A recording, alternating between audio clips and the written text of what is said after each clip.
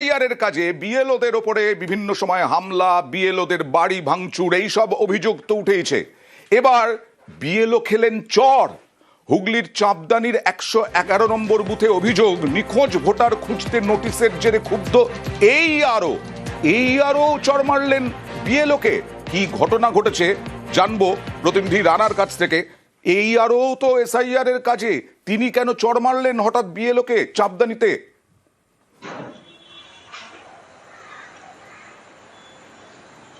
হ্যাঁ অয়নদা, দেখো এই অভিযোগটা কিন্তু উঠে আসছে যে এই আরও যে অভিজিৎ দাস, তিনি নাকি গত দুদিন আগে শ্রীরামপুরে একটু যখন বৈঠক ছিল, সেখানে আরও অন্য যে বিএলও ছিল তাদের সামনে এই চাপদানি বিধানসভার 111 নম্বর বুথের লালু নিয়া একে নাকি সবার সামনে নাকি সজোরে গালে চড় মারেন। তিনি যেটা জানিয়েছেন যে কেন এই যে খবর এইভাবে নোটিশ টাঙিয়ে সংবাদ মাধ্যমে প্রচারিত হলো, যেটা আমরা গত 1 ডিসেম্বর নিউজ 18 বাংলাতেও দেখিয়েছিলাম যে ওই 111 নম্বর বুথের বেশ কিছু ভোটারকে খুঁজতে এই বিএলও তিনি কিন্তু নির্বাচন কমিশনের নিয়ম অনুযায়ী তিনি কিন্তু নোটিশও দিয়েছিলেন। সেই খবর আমরা সম্প্রচার করি। সেই রাগে এই যে অভিজিৎ দাস যে এই আরও, তার বিরুদ্ধে অভিযোগ তিনি নাকি একবার দেখাবো, তারপরে তোমার কাছে আসবো। বিএলও লালু নিয়া হাই স্কুলের শিক্ষক, তাকে আরও ডেকে একটা মিটিং চলাকালীন মিডিয়াতে কোনো একটা কিছু রিপোর্ট প্রকাশিত হয়েছে বলে তার বিরুদ্ধে অভিযোগ করে সকলের সামনে সপাটে থাপ্পড় মেরেছে। এটা শুনে ওনার পাশে দাঁড়ানোর জন্য আমরা বিএলও অধিকার রক্ষা কমিটির পক্ষ থেকে আমরা এসেছি। ওনাকে থাপ্পড় মারা হলো, ওনাকে কোনো আরও থাপ্পড় মারলেন, তারপর ওনাকে ভয় দেখানো হচ্ছে যে আপনি কাজ ঠিকঠাক যদি না করতে পারেন আপনার বিরুদ্ধে এফআইআর করা হবে। বিএলওদের ওপর যতদিন না অত্যাচার সহ্য বন্ধ হবে ততদিন আমাদের আন্দোলন চলবে। আরো একবার চলে যাব রানার কাছে। এই আরও কি পূর্ব পরিচিত? কেনই বা চর মারলেন তিনি? এই আরও কি বলছেন? নির্বাচন কমিশনে কি অভিযোগ জানিয়েছেন বিএলও?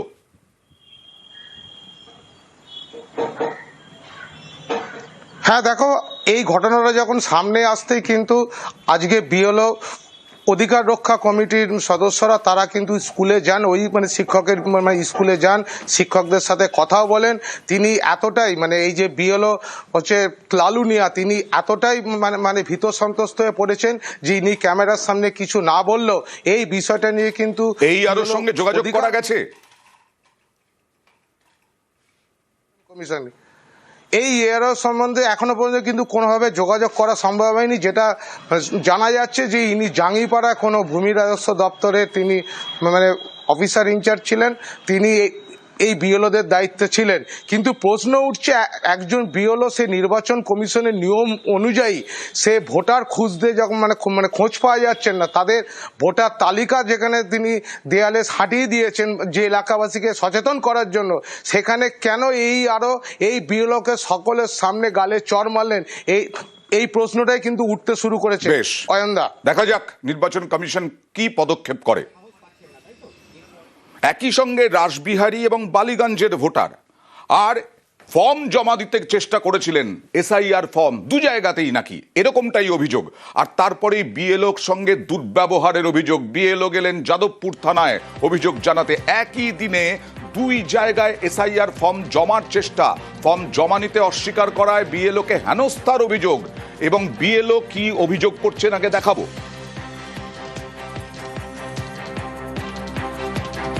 উনি সাউথ সিটি 259 পার্টের ভোটার, ডকুমেন্ট শো করতে গিয়ে তখন ভীষণ মিসবিহেভ করেন, ফর্মাল ডকুমেন্টস দিতে চাইছিলেন না, বাজে ব্যবহার করছিলেন। তারপর আবার দেখা যায় যে উনি অন্য আরেক জায়গাতেও অ্যাপ্লাই করেন। লিখিত অভিযোগ জমা দিয়েছেন কি? লিখিত সমস্ত দেওয়া হয়েছে। কিন্তু বিষয়টা হচ্ছে শুধু বিএলওর সঙ্গেই নয়, পুলিশ যখন এই সাবা যিনি অভিযুক্ত তার সঙ্গে কথা বলেছিলেন তখনও নাকি বাজে ব্যবহার করেছিলেন।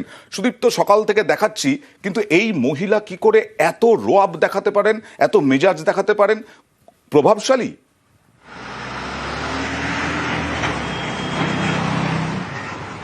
দেখো অয়নদা, তিনি প্রভাবশালী কিনা এখনো পর্যন্ত জানা যায়নি, তবে তিনি যে রোয়াব দেখাচ্ছেন তা একেবারে পরিষ্কার।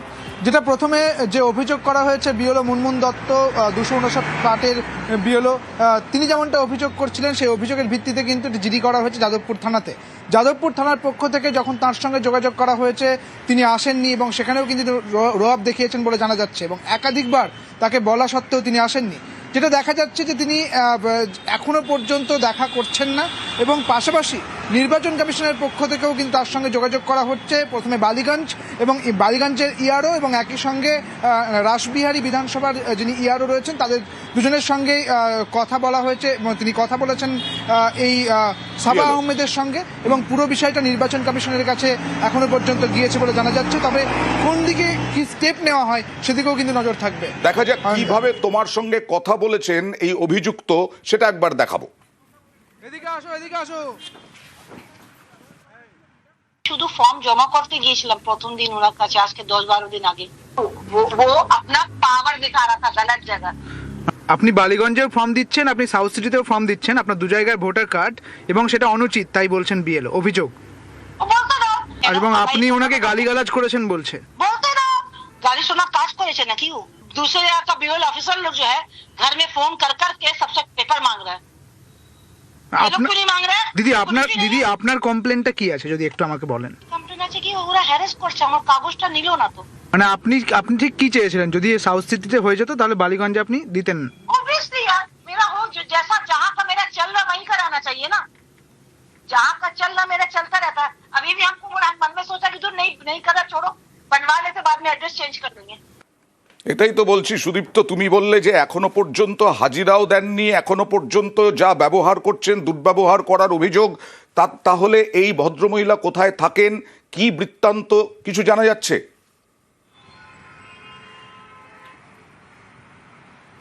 দেখো, দুটো জায়গার ঠিকানা, বালিগঞ্জের ঠিকানা যেখানে রয়েছে সেই ঠিকানায় তার শ্বশুরবাড়ি এবং সেখানেও তিনি থাকেন না। যেটা দেখা যাচ্ছে যে Prince Anwar Shah road south city Rashbehari বিধানসভার আন্ডারে যেটা পড়ে সেখানেও তিনি থাকেন না। তিনি যেটা বলছেন তিনি কোথায় থাকেন তিনি সেটা জানাচ্ছেন না। তাকে যখন ফোন করা হচ্ছে তিনি বলছেন আমি জিমে রয়েছি, তারপরে তিনি আবার কথাও বলছেন।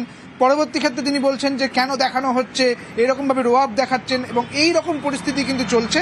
নিজের ঠিকানা তিনি বলছেন না এবং সাউথ সিটিতে যখন বিএলও গিয়েছিল যে কমপ্লেক্সে যায় এবং কমপ্লেক্সে যাওয়ার পর সবার এনুমারেশন ফর্ম যখন নেওয়া হয় তখন তিনি গিয়েছিলেন এবং সেখানে কিন্তু অবজেকশন করা হয় এবং যেটা দেখা যায় যে বিএলও অ্যাপে এপিক নম্বর পুট করার পর দেখা যায় যে বালিগঞ্জে তিনি কিন্তু ফর্ম জমা দিয়েছেন।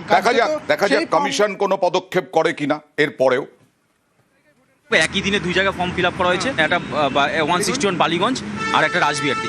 এখন ম্যাপিং করার সময় দেখা যাচ্ছে ওই বালিগঞ্জেও মানে ফিল আপ করেছে। মুনমুন দত্তকে কি বলা হলো? ফোন করে নোংরা ভাষা ওয়ার্ড করে, সেই ওয়ার্ডগুলো আমি উচ্চারণ করা সম্ভব না। আমি এখন অভিযোগ জানালে? হ্যাঁ, অভিযোগ জানালাম। দুই জায়গায় নাম আছে, একজন লোক দুই জায়গায় নাম ফিল আপ করতে পারে না, আইন বর্বিত কাজ করেছে। দুটো ফর্ম একসঙ্গে জমা দিল কেমন? ও ওখানে গিয়ে জমা দিচ্ছে ওই বিএলওর কাছে, ওই একইভাবে অ্যাকিউজ করা আছে ওই বিএলওকে। সাউথ সিটিতে ভোটার কার্ড? হ্যাঁ, ভোটার কার্ড, নাহলে ফর্ম এসআইয়ের ফর্ম বেরোবে কেউ। এবং নাম্বার কি আলাদা না? আলাদা ডিফারেন্ট নাম্বার।